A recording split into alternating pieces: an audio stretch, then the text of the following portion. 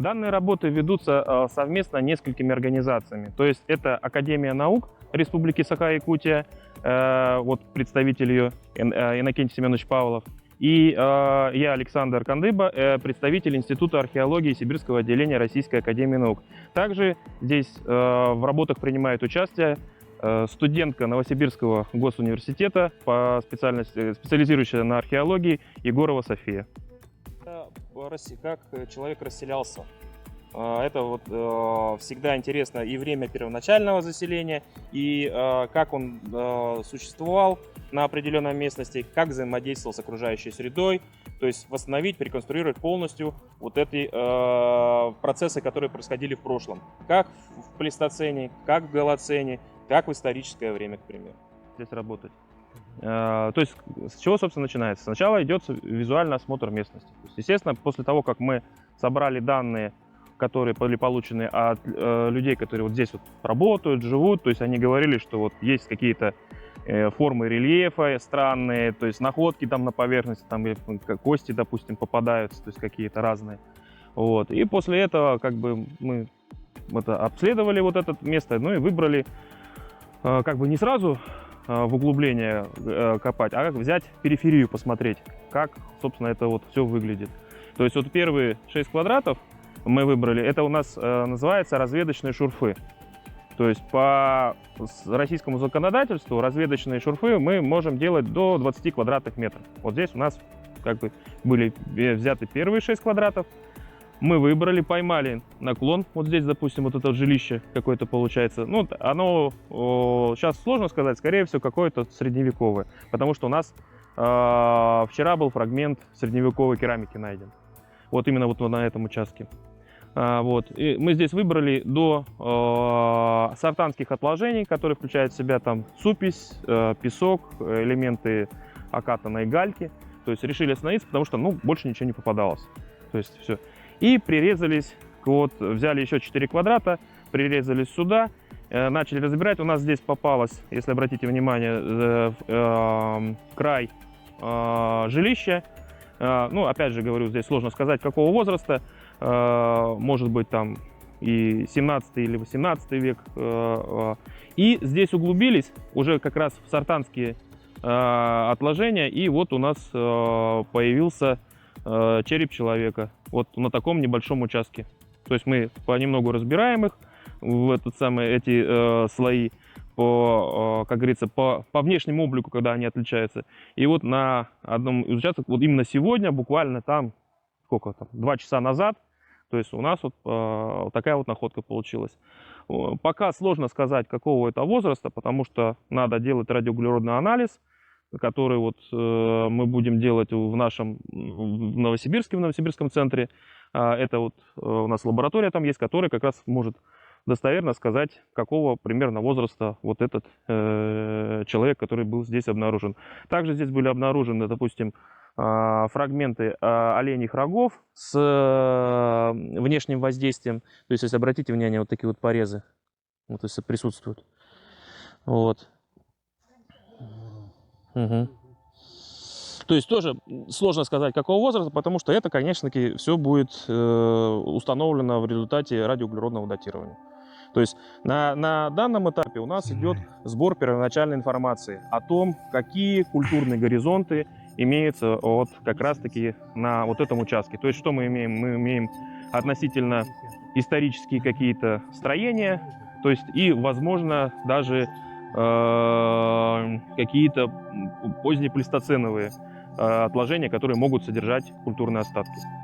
То есть это вот примерно сартанская эпоха, и там, ну, как бы, пока только предварительно. То есть, для специалистов сартанская эпоха это период, это 23 тысячи лет назад до 10 тысяч лет назад. То есть, но это, опять же говорю, только это исходя из внешнего облика отложений. То есть пока никаких точных дат нету, поэтому, говорю, только сейчас идет разведка и сбор первоначальной информации о данном месте. Как говорится, дальнейшие лабораторные исследования покажут, собственно, какого возраста, к примеру, вот эти вот находки оленьих рогов с воздействиями, какого возраста вот этот человек и какого возраста керамика. Потому что керамика сейчас тоже датируется по нагару на ней. Поэтому мы, как говорится, только начинаем. Спасибо. Мгм. Ну вот, наша Академия наук работает совместно с Новосибирским институтом археологии с 20 года. Вот, с 20 года, ну, работаем уже 4-й год. До этого работали на острове Котельный, Булунский район, и в самом Булунском районе на мыс Мостах, там полуостров Быковский, там работали. Ну, в прошлом году еще мы провели работу в Черопчинском районе. Там были находки такого вот палеолитического возраста. Мы приехали, вот, где есть много жилищ старинных, где люди жили. Ведем работу, разведочную работу. И вот, как вы видите, и вам рассказали еще, вот, было обнаружено вот череп человека. Но пока непонятно, какого возраста он. Но есть пока такие вот результаты, это радует. Значит, еще будем работать, может, еще найдем. Вот, человека. в общем, когда череп сегодня снимаем, дальше тогда вынимаем оставшийся грунт, расширяемся до обнаруженного жилища и уходим вглубь, насколько возможно. Небольшой участок, допустим, вот это жилище законсервируем, оставим, так пленкой закроем, здесь этим землей засыпем, а здесь вглубь пойдем. Потому что с жилищем уже как бы все понятно, его тоже можно продатировать, понять, какого оно возраста, ну, примерно площадь его распространения уже становится понятно. То с черепом будет совершенно ничего не понятно. Чуть-чуть начинать делать.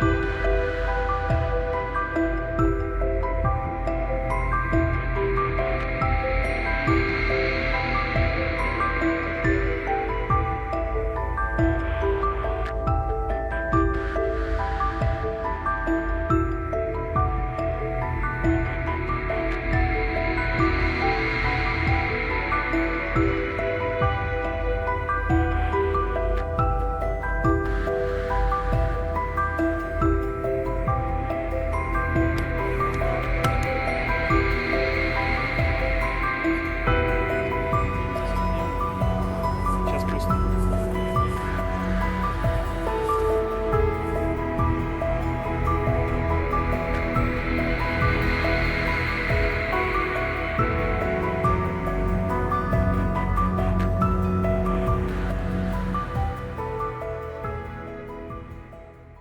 Начинается с первоначальной разметки. То есть мы копаем очерченными строго площадями.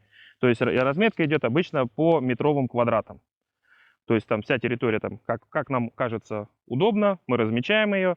И, собственно, все исследования фиксируются на планах. Вот, как, кстати, Софья, можешь показать. Глубина залегания там от нулевого рэпера. То есть все это задокументировано. Находки нумеруются, чтобы потом создать коллекционную опись. Ну и в конце концов они то есть пополняют, как говорится, культурный фонд как республики, так, собственно, и страны. Да.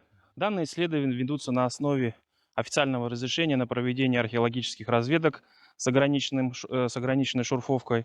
Поэтому данное исследование является частью научно-исследовательской работы Российской академии наук.